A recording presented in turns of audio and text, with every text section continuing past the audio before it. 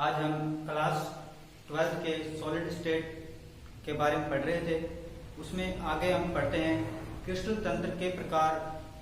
हमने पढ़ा था, उसमें हमने पढ़ा दो प्रकार की एकक कोष्ठिकाएं, सरल घनी एकक कोष्ठिका और केंद्रित घनी एकक कोष्ठिका। उससे आगे अपना पढ़ते हैं 7 क्रिस्टल सिस्टम, 7 क्रिस्टलीय तंत्र।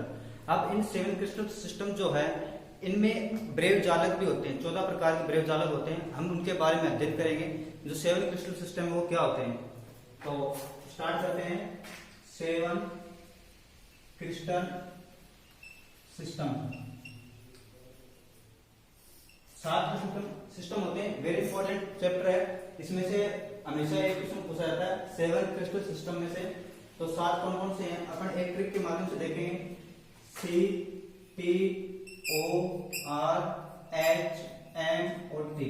C का मतलब होता है क्यूबिक, इंग्लिश पर C की फुल फॉर्म क्या होगी, क्यूबिक। T का मतलब होता है टेट्राहेड्रल। O का मतलब क्या होता है, ऑर्थो रोम्बिक। R का मतलब रोम्बोहेड्रल। H का मतलब होगा हेक्सागोनल। R का होगा मोनोक्लिनिक और T का होगा ट्राइक्लिनिक। अब ये अपने को याद हो गया C, T, O, R, H, M, T। C का मतलब क्यूबिक, क्यूबिक को बोलते हैं घनी। टेट्राहेड्रल चतुष्कोणीय, ऑर्थोरोम्बक विषमलंबक, रोम्बोहेड्रल, हेक्सागोनल, मोनोक्लिनिक और ट्राइक्लिनिक। ये 7 क्रिस्टल सिस्टम हो गए। 1, 2, 3, 4, 5, 6 और 7। अब इसके अंदर अपन दो चीज देखते हैं, अक्षीय दूरी और अक्षीय कोण। अक्षीय दूरी क्या होती है वो लिखते हैं यहाँ पे, अक्षीय दूरी। और दूसरा है अक्षीय कोण। अक्षीय दूरी में क्या होता है कि मान लो कोई भी अपने पास क्रिस्टल सिस्टम है, क्रिस्टल तंत्र है, उसमें दूरी भी होती है, कोण भी होता है। जैसे हमने एक क्यूब बनाया है, क्यूब बनाया है, क्रिस्टल सिस्टम बनाया है। इस क्रिस्टल सिस्टम में ये जो दूरियां हैं ये क्या है, अक्षीय दूरियां। ये जो है दूरियां, और इनके मध्य बनने वाले कोण है वो क्या कहलाते हैं, अक्षीय कोण। तो जैसे संरचना, जैसे क्यूबिक की संरचना है, टेट्राहेड्रल की संरचना है, ऑर्थोरोम्बिक की संरचना है, रोम्बोहेड्रल की संरचना है, हेक्सागोनल की संरचना, सभी की संरचनाएं क्या होंगी, अलग अलग होंगी। और जिनकी संरचनाएं अलग होती है उनकी दूरी भी अलग होगी और कोण का मान भी क्या होगा, अलग होगा। तो अपन इसके आधार पर देखते हैं क्यूबिक की अक्षीय दूरी क्या होगी, अक्षीय कोण क्या होगा। तो अपन एक ट्रिक के माध्यम से देखेंगे, उससे अपने को याद जल्दी होगा। तो अपन क्या देखेंगे, अक्षीय दूरी क्या होता है कि देखेंगे A बराबर B बराबर C। मतलब तीनों जो भुजाएं हैं क्यूबिक की, तीनों क्या होती है बराबर। जितना A होगा उतना B होगा उतना क्या होगा C, क्योंकि अक्षीय दूरी तीन होती है। जैसे आपने बनाया अक्षीय पैरामीटर में ये 3 लाइनें हैं, ये क्या है A, B और C। ये अल्फा, ये बीटा और ये गामा, ये क्या है, कोण है। तो ये A, B, C जो दूरी है तीनों विन्यास में, त्रिविम विन्यास में दूरियां हैं क्यूबिक की, तीनों क्या होती है, समान होती हैं। और इनके मध्य कोण देखेंगे बाद में। पहले अपन क्या देखते हैं, सभी की दूरियां देखते हैं। तो क्यूबिक की अक्षीय दूरी क्या होती है, तीनों की बराबर होती है।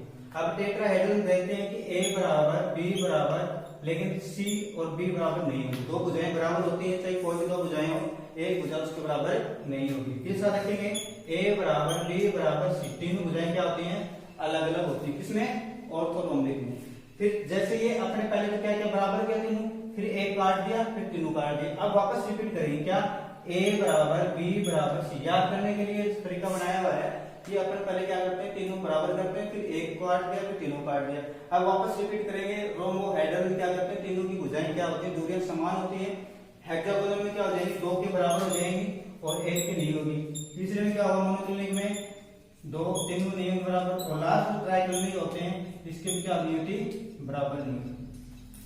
ट्राइक्लिनिक में अक्षीय दूरियां और अक्षीय कोण, अल्फा बराबर, बीटा बराबर, गामा बराबर 90 डिग्री, तीनों इक्वल नहीं होते।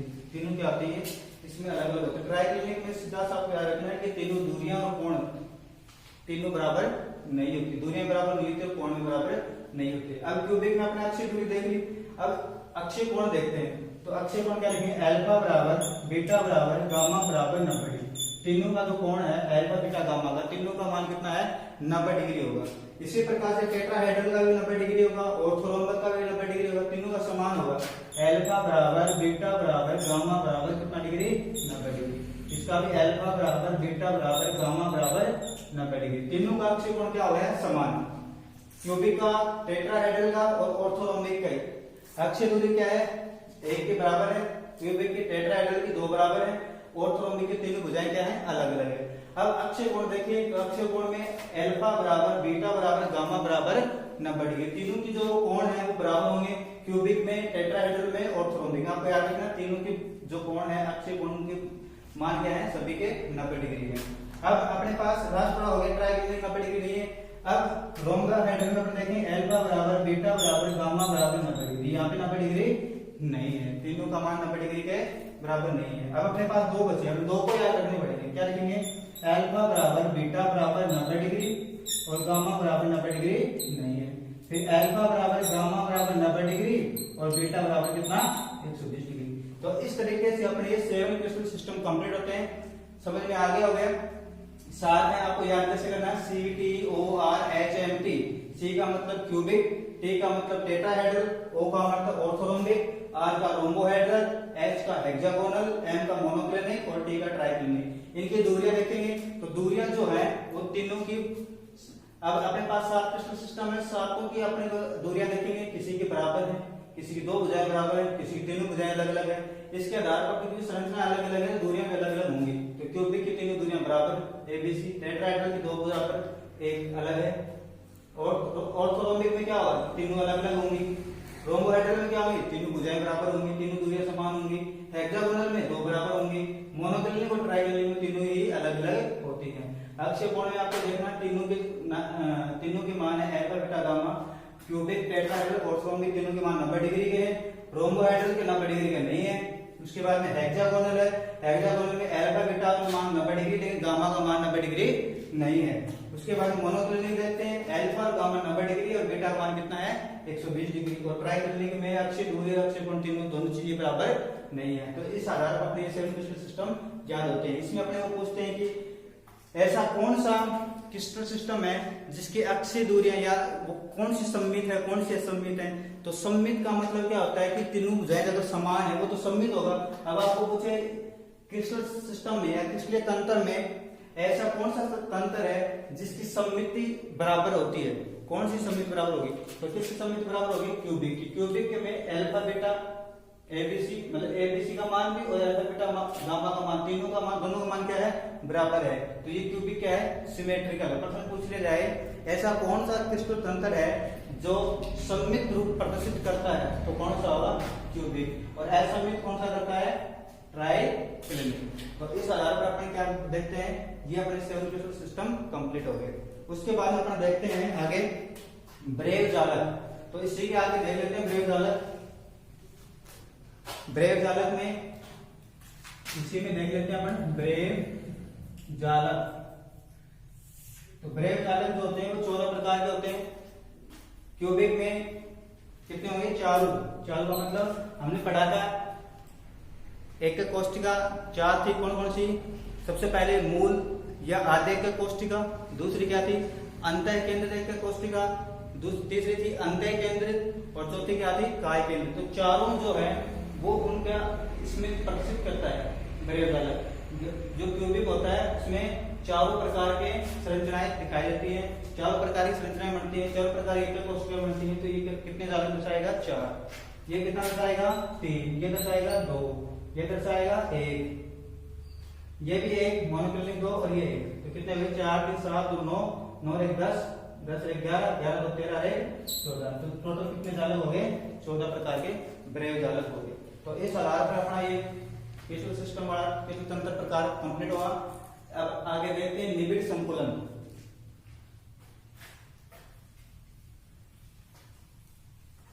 निबिड़ संकुलन है ये 3 प्रकार के होते हैं, एक विमीय, द्विविमीय और त्रिविमीय।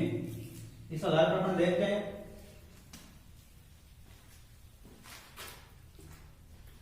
निबिड़ संकुलन। निबिड़ संकुलन, निबिड़ संकुलन का मतलब है क्लोज पैक्ड, पैक इंग्लिश में याद रखना, इसमें जल्दी याद होगा। क्लोज पैक, क्लोज पैक का मतलब क्या है? ऐसी संरचना जो मतलब जो अवयव कण कितने कितने पास हैं, जितने ज्यादा अवयव कण पास होंगे उसकी संकुलन क्षमता उतनी अधिक होगी। जितने अवयव कण पास होंगे, जितने स्पेस, जितने रिक्त स्थान ज्यादा होगा उसकी संकुलन क्षमता उतनी ही कम होती है। तो इस आधार पर निबिड़ संकुलन 3 प्रकार के होते हैं। नंबर 1 एक द्विमीय, एक द्विमीय निबिड़ संकुलन। दूसरा है द्विविमीय निबिड़ संकुलन।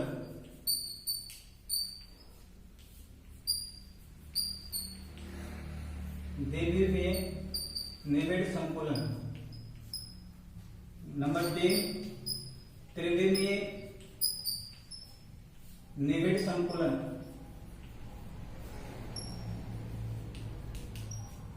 ये 3 प्रकार के संकुलन होते हैं। एक द्विमीय का हम बोल सकते हैं 1D, 1 डायमेंशनल, 2D और 2D, और ये 3D। इस आधार पर अपने निबिड़ संकुलन कितने प्रकार के हो गए? 3 प्रकार के, एक द्विमीय, द्विविमीय और त्रिविमीय। द्विविमीय 2 प्रकार के होते हैं। कौन कौन से? चतुष्फलकीय या चतुष्कोणीय, चतुष्फलकीय और अष्टफलकीय। इसी प्रकार से त्रिविमीय निबिड़ संकुलन है, ये भी ये चतुष्फलकीय को वर्गाकार बोल सकते हैं। वर्गाकार निबिड़ संकुलन, वर्गाकार निबिड़ संकुलन, वर्गाकार निबिड़ संकुलन, इसको हेक्सागोनल या अष्टफलकीय निबिड़ संकुलन। इसी प्रकार से त्रिविमीय निबिड़ संकुलन है, ये भी 2 प्रकार से होगा, वर्गाकार और अष्टफलकीय निबिड़ संकुलन। इसमें त्रिविमीय संरचना आएगी जो कि अपना आगे देखेंगे। सबसे पहले अपन देखेंगे एक द्विमीय निबिड़ संकुलन।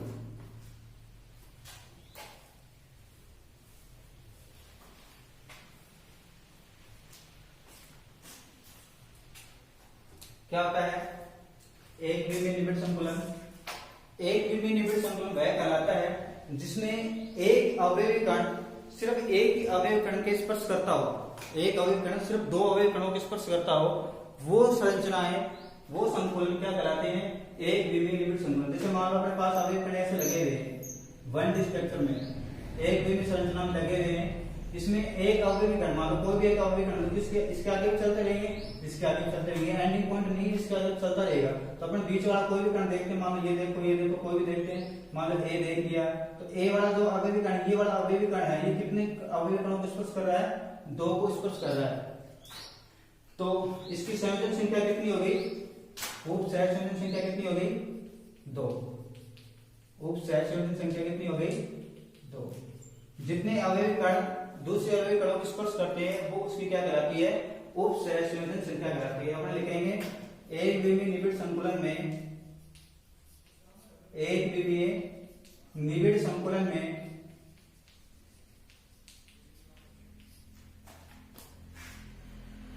अवयवी कण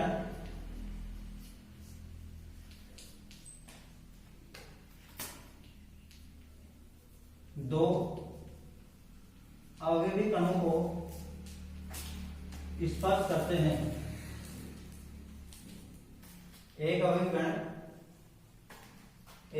कण 2 अवयवी कणों को स्पर्श करते हैं तथा ये एक द्विमीय संरचना में होते हैं।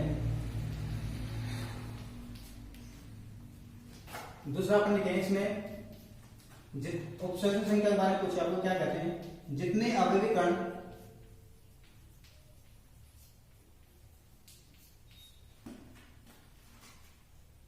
किसी अवयवी कण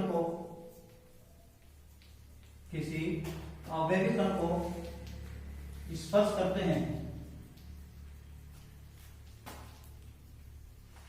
वह उसकी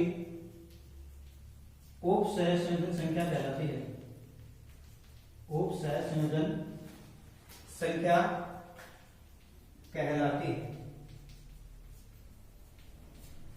तो एक द्विमीय निबिड़ संकुलन की उप सहज संख्या कितनी हो जाएगी? 2, क्योंकि एक अवयवी कण कितने अवयवी कणों को स्पर्श कर रहा है? 2 को स्पर्श कर रहा है। तो ये क्या कहलाता है? एक विमीय निबिड़ संकुलन। उसके बाद में अपन देखते हैं द्विविमीय निबिड़ संकुलन।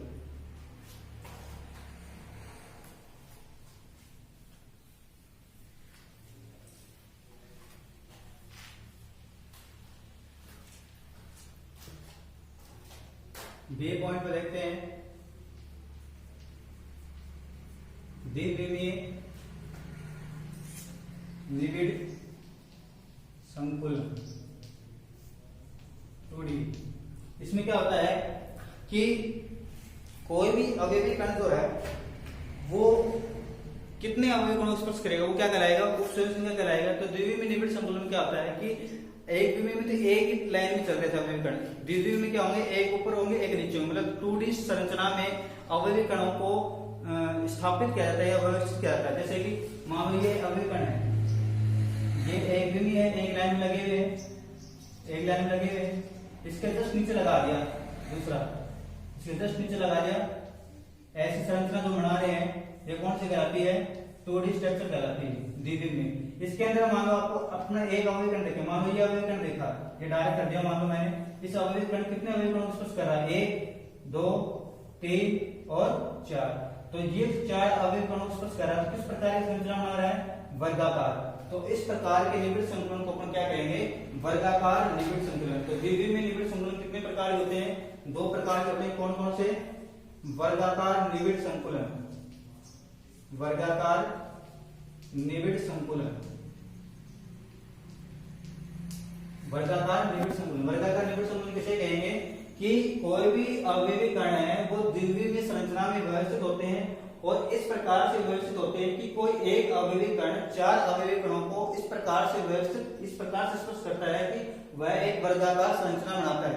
इस प्रकार की जो संकुलन क्षमता है, इस प्रकार का निबिड़ संकुलन को क्या कहलाता है, वर्गाकार निबिड़ संकुलन कहलाता है। अपन क्या लिखेंगे, वर्गाकार निबिड़ संकुलन, वर्गाकार निबिड़ संकुलन में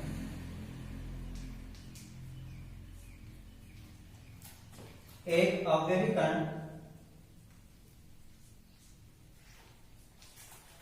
4 अवयवी कणों को इस प्रकार स्पर्श करता है,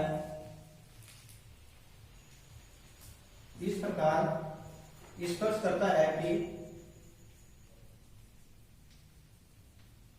वे वर्गाकार निबिड़ संकुलन, वर्गाकार संरचना बना दे। इस प्रकार के संकुलन, इस प्रकार के संकुलन को वर्गाकार निबिड़ संकुलन कहते हैं, वर्गाकार निबिड़ संकुलन कहते हैं।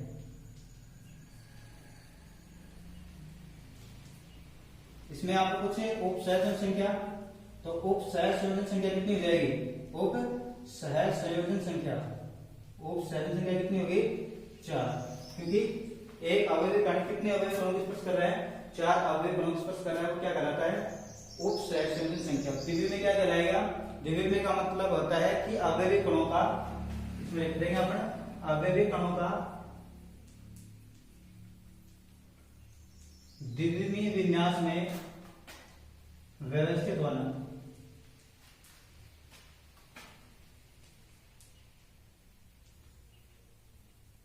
व्यवस्थित होना, वो क्या कहलाता है, द्विविमीय निबिड़ संकुलन। उसके बाद वर्गाकार हो गया। उसके बाद अपन देखते हैं षटकोणीय निबिड़ संकुलन या अष्टफलकीय। तो अपन लिखते हैं नंबर ब, ए हो गया, ब देखते हैं षटकोणीय निबिड़ संकुलन। ब लिखेंगे यहाँ पे षटकोणीय निबिड़ संकुलन।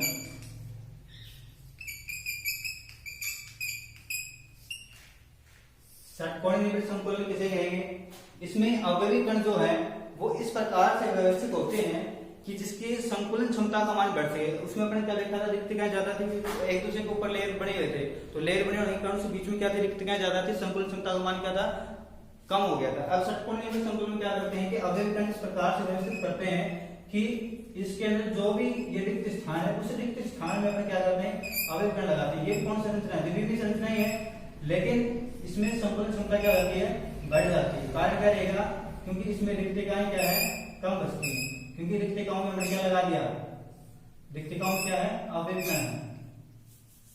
रिक्तिकाओं में क्या लगाएंगे, अवयव कण लगा देंगे। इसे अपन वापस बनाते हैं, संरचना को ये गोले बनाए, इनमें जो रिक्तिकाएं बच रही हैं, इसे रिक्तिका है, इस रिक्तिका के अंदर हमने ये बना दिया गोला, इस रिक्तिका के अंदर ये गोला बना दिया, इस रिक्तिका में ये बना दिया। जो खाली स्थान है उस खाली स्थान में हमने क्या लगा दिए, गोले लगा दिए। तो रिक्त स्थान कम बचे, और रिक्त स्थान जितने कम होंगे उनकी संकुलन क्षमता उतनी क्या होगी, अधिक होगी।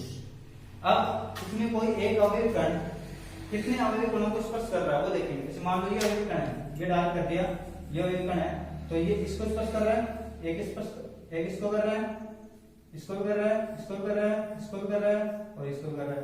तो ये कौन सी संरचना बन गई, षटकोणीय। तो ये षटकोणीय निबिड़ संतुलन कहलाएगा। तो ऐसा संकुलन, ऐसा निबिड़ संकुलन जिसमें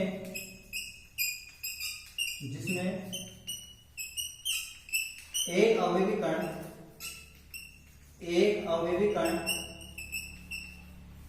6 अवयवी कणों को स्पर्श करता है, षटकोणीय निबिड़ संकुलन कहलाता है।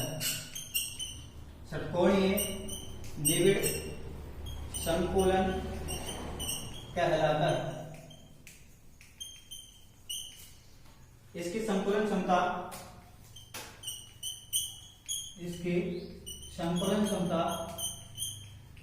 वर्गाकार निबिड़ संकुलन से अधिक होती है।